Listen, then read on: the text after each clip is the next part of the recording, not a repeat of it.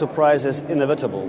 So we can't prepare ourselves to something specific unless we make some magic to make it happen. So what we can do really is prepare mentally, and is often present here within the speeches, within the discussions, to be adaptable. Maybe it is a buzzword, but it's true. Mostly what really mattered, that was important there, was a human element. So all these things here with the infantry vehicles are important, and I love them. So a human factor really matters. The direction should be somewhere in between experiences we had in Afghanistan and something we had in mind when we introduced and we are going to introduce new systems. So none of those is the best, something in the middle, and really we should sacrifice some capacities, capabilities from Afghanistan for our home demands. However, I think it's the best way is to use lessons. And even today I have mentioned that every conflict has this stability, post-conflict, long period, despite, and it doesn't matter where it happens. I was introducing myself to the presentations and to analyze the system all around the world. And the modularity, as I understand, is you have one base and you can produce, like from Lego, everything, mounting, dismounting.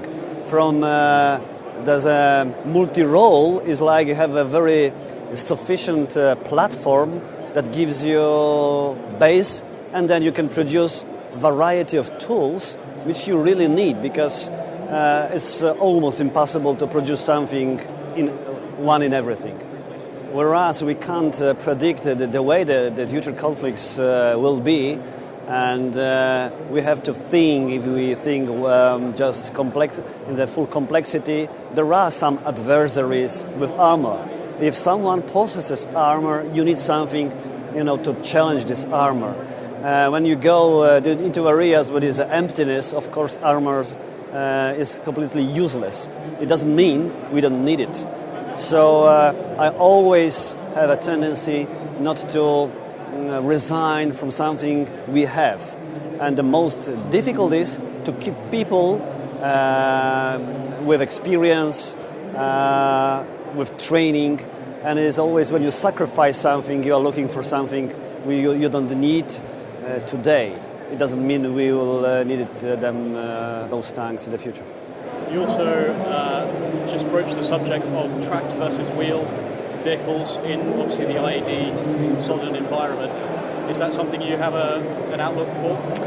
I was taken by surprise. I didn't have any intention to do it. From just a quick analysis, it comes that if something tracked is going to challenge IEDs, it must be really heavy, and then you have tanks coming back to play. However, the point is we need to remember that it's not about explosions. It's about finding before it is exploded. It's not a minefield and then mines in the classical way.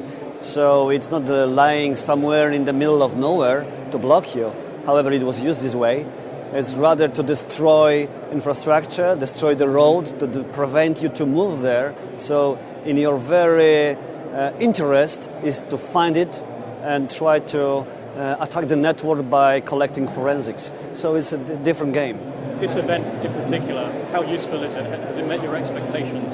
It is a little bit more than that. I thought it will be talking about construction and the future trends, which I met here, but it is much wider.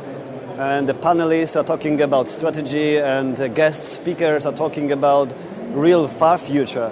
So for myself, it's quite widening perception. And most of my military life, I didn't analyze it deeply. So to prepare here for the conference was additional value added. I think those presentations from guest speakers from U.S. Army so far gave me good insight. But there were pre-conference presentations from Sweden and from other countries that showed me that we have a lot of knowledge, There is a lot of awareness all around, and people are really thinking in the way I was thinking. So it is like trying to write a book somebody written. So that's a positive.